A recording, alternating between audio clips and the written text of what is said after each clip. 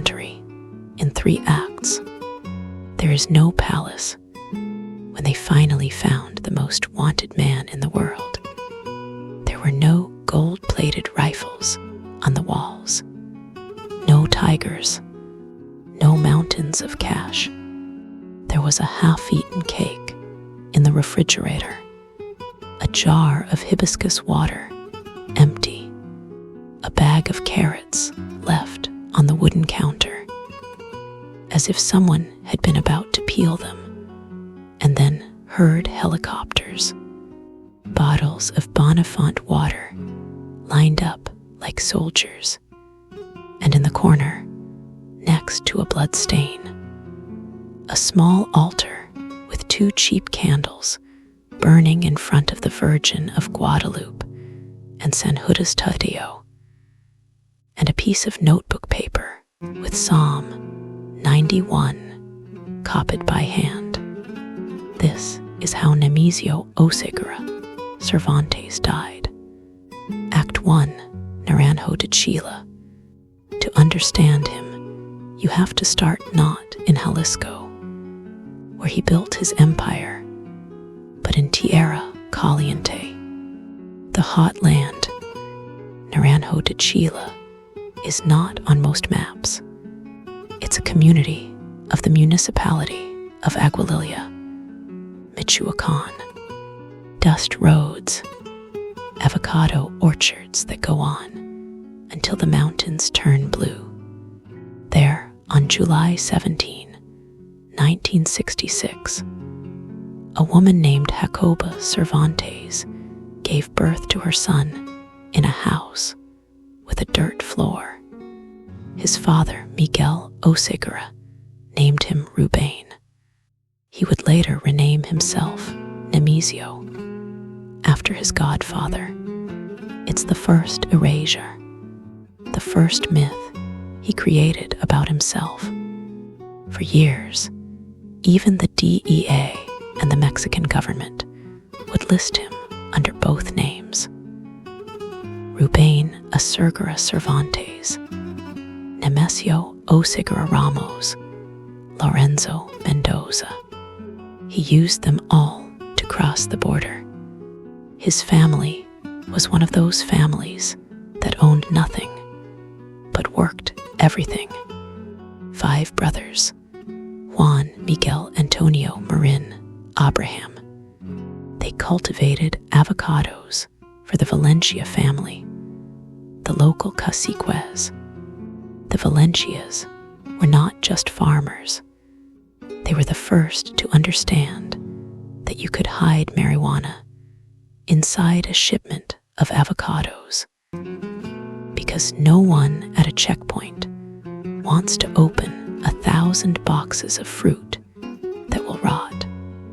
The boy went to the primary school in Aguililla until 5th grade. He learned to read and write, and then he left. Not because he was expelled, because the family needed hands. He went to the fields. At 14, he got a promotion. He stopped picking fruit and started watching the marijuana, sitting on a hillside with a rifle, making sure no one stole the plants. For a boy who had grown up hungry, it was good money. It was respect. This is the origin story every corrido gets wrong. They sing that he was a poor farmer who became a king. He was never just a farmer. From the moment he was an adolescent, he was part of the system that would become the Mexican drug trade. In the mid-1980s, like hundreds of thousands of Michoacanos, he left. He crossed illegally to California, San Francisco Bay Area, Redwood City, San Jose. The American dream for him was not washing dishes. It was methamphetamine. He lived under names that were not his. Rubén Avila, Jose Lopez Prieto, Miguel Miguel Valadez, Carlos Hernandez Mendoza. He learned the business from the other side, not the growing, but the selling, the gringo side. Police records tell the story cleanly. 1986, age 19, arrested in San Francisco for possession of stolen property and carrying a loaded firearm. 2 months after that arrest, his first child is born. 1989, arrested again in San Francisco for selling narcotics. He is deported. He returns. September 1992, the federal bust. A bar called Imperial in San Francisco. 5 ounces of heroin for $9,500. His older brother, Abraham, does the hand-to-hand. Nemesio stands and watches. He notices something his brother doesn't. The buyers are giving them perfectly stacked, crisp bills. Real street money is messy. This is cop money. In a wiretapped call, you can hear him warning Abraham, "Never do business with them again. They are police." 3 weeks later, both are arrested. In court, Nemesio says he is innocent. He wasn't handling the drugs. The prosecutor says they were working together. His lawyer knows Abraham already has felonies. If convicted together, Abraham gets life. So Nemesio pleads guilty. He takes the 5-year sentence to save his brother. He serves it in Big Spring Correctional Center in Texas, a prison full of undocumented immigrants. He gets out after 3 years and is put on a bus back to Mexico. He is 30 years old. He has no money, no legal status in the U.S., and a criminal record. He lands in Jalisco. Act 2, the foundation of an empire. He does something that seems strange for a deported drug dealer. He becomes a cop. For a brief time, he is a municipal policeman in Cabo Corrientes and Tomatlan, on the coast of Jalisco. The pay is terrible. The corruption is total. He learns how the police work, how they are bought, how they communicate.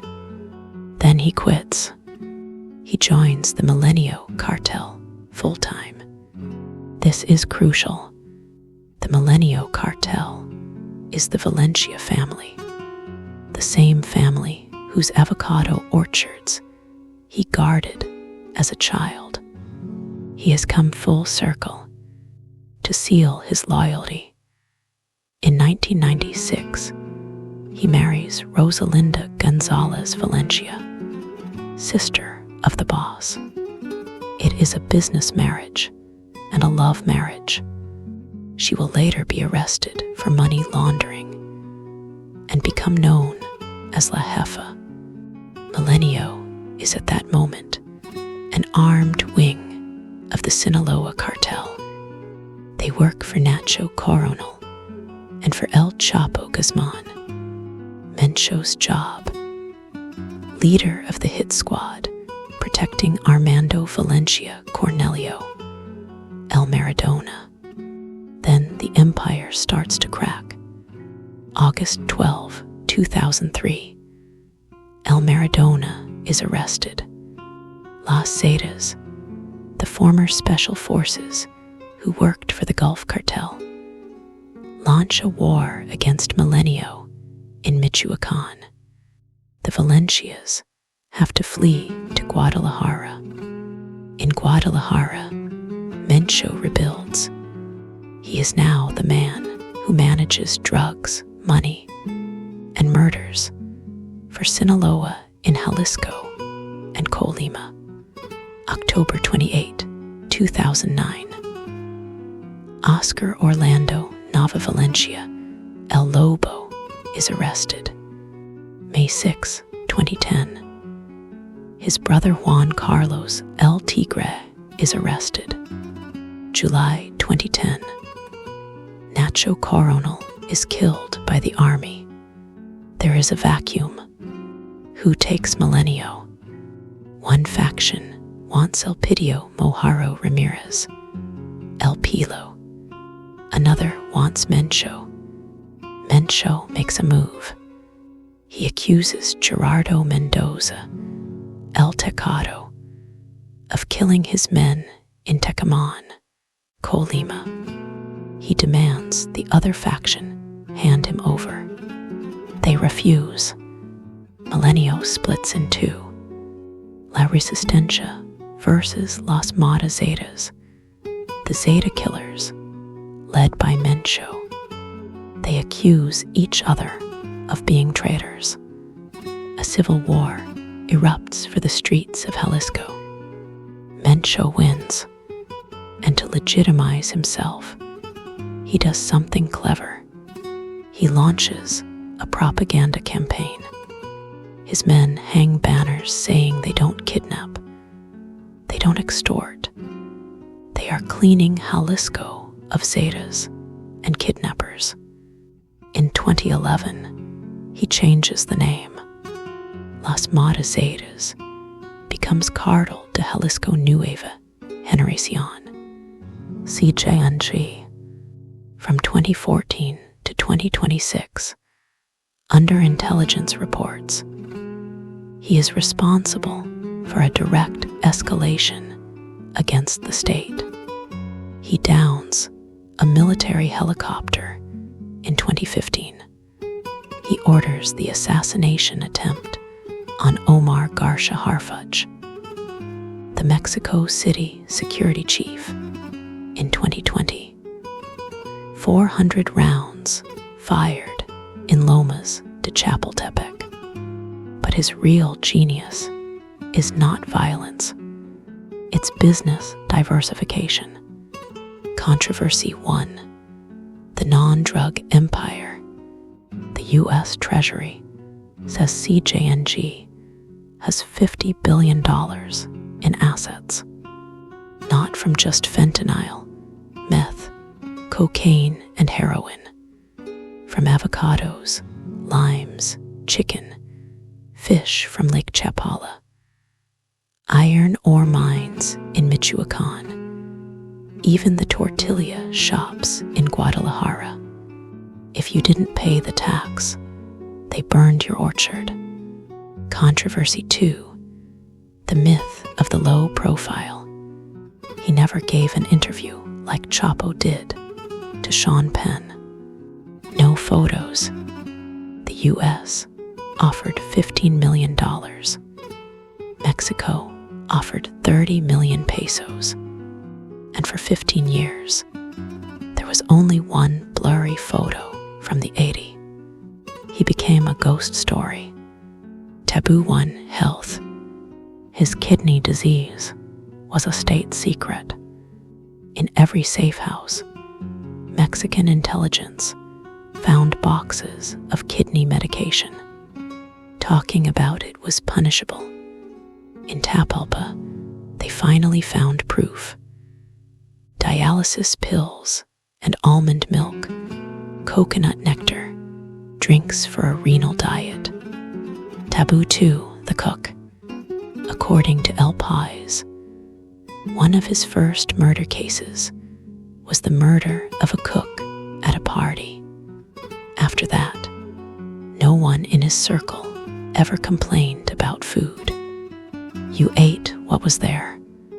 Taboo 3, religion. Many expected a Santa Muerte shrine. He never had one. In every house, it was Virgen de Guadalupe and San Judas Tadeo, the saints of the poor, of lost causes, of prisoners. Experts who studied the Tapalpa altar said, "This is not traditional Catholicism asking for forgiveness. This is folk religiosity of the immediate. You pray because you are cold, hungry, hunted, and his nickname, El Señor de los Gallos, the Lord of the Roosters, not because he raised an army, because he loved cockfighting more than anything. It was the one vice he allowed himself to be seen doing. Act 3, The Last Supper. The intelligence operation was not about satellites. It was about love. For 2 years, Sedina tracked his last romantic partner. On February 20, 2026, she entered the Tapalpa Country Club complex, a gated community of luxury cabins at kilometer 5.4 on the Tapalpa San Gabriel Road, hidden in pine forest. She left on February 21. The army moved on February 22. Mencho was not in the big house. He was in Cabañas, La Loma, and Flores, 2 cabins the U.S. Treasury later designated as money laundering properties. When the Murciélagos, the bats, the elite special forces unit, entered, he ran into the mountain brush. He fired. He was hit multiple times. He did not die there. He was loaded onto a military helicopter, bleeding out, flying to Mexico City for interrogation. He died en route. Cause of death, gunshot wound, age 59. Then the retaliation began. The CJNG burned cars and blocked highways in Jalisco, Michoacán, Guanajuato, Veracruz. At least 25 National Guardsmen were killed in the following 48 hours. The country that had lived in fear of him had to live through one last night of his power. 2 days later, on February 24, journalists were allowed in. This is what the most wanted man ate in his last days. In the refrigerator, fruit juices, coconut water, almond milk, yogurt, a pastel, a simple white cake half cut, vegetables, frozen meat, Bonafont water, dozens of bottles. On the counter, birotes, the salty, crunchy bread of Jalisco, left hard, pan bimbo integral, an empty jar that once held agua de Jamaica, Heinz ketchup, sriracha, French's mustard, La Costeña chilies, jams, a coffee pot with dried coffee stuck to the bottom, carrots abandoned, waiting to be peeled. Outside, children's inflatables. Inside the bathroom, Residuos de Oro baby shampoo. Someone had children there with him in his last days. And the altar, always the altar, the recipe that defines him, the only time Mexican intelligence ever intercepted a food order from Mencho himself was for his 53rd birthday, July 13 to 14, 2019. A camp near Las Hormigas, Murguia, and Aranjuez, in Talpa de Allende. The man in charge, Lazaro Coriel Nava El Tocayo, was told to get un penque de elote and t-shirts with his apa's face. Penque de elote is not a cartel dish. It's a poor farmer's cake. You make it when you have too much corn. Recipe: Panque de Olode de Tierra, Caliente, Mencho's 53rd birthday cake. Ingredients: 6 fresh white corn elotes, kernels cut off, about 4 cups, 1 can 380 grams, condensed milk, 4 eggs, room temperature, 100 grams, melted butter plus, extra for pan, 1 tablespoon vanilla, 1 teaspoon baking powder, ½ teaspoon salt, 200 grams, queso fresco optional, Michoacán style. Method: preheat oven to 180 degrees Celsius. Grease a loaf pan.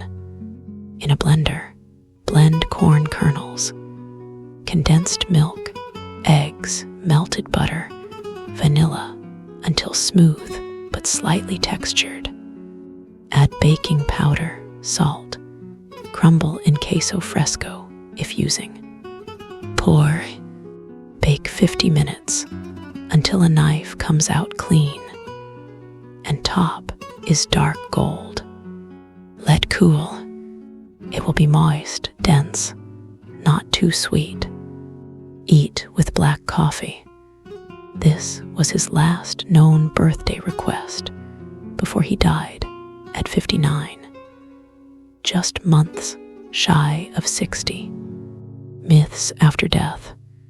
For 24 hours after the official announcement, Mexican social media insisted it was a double, that El Mencho had kidney failure and was in a hospital in Guadalajara, that the U.S. had taken him alive.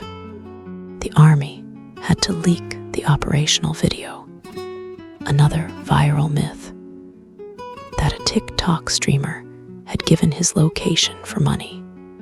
Both Sedena and the U.S. Embassy denied it. It was classic human intelligence work on his partner. The last myth is the one he built himself, that he was invincible. The final inventory of his cabin proved the opposite. He was a sick, 59-year-old man who drank almond milk for his kidneys, prayed to San Judas to not be caught, ate birotes with ketchup, and celebrated his birthdays with corn cake. He started watching avocado fields with a rifle at 14. He ended hiding in an avocado-colored forest, surrounded by the things he tried to escape as a child: poverty, food, prayers, and the fear that someone would come through the door.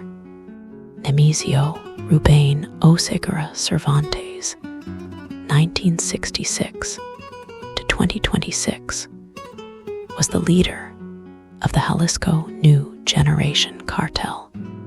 He was wanted for drug trafficking, organized crime, illegal possession of firearms, kidnapping, and money laundering. He left 3 children and a wife. The CJNG remains active.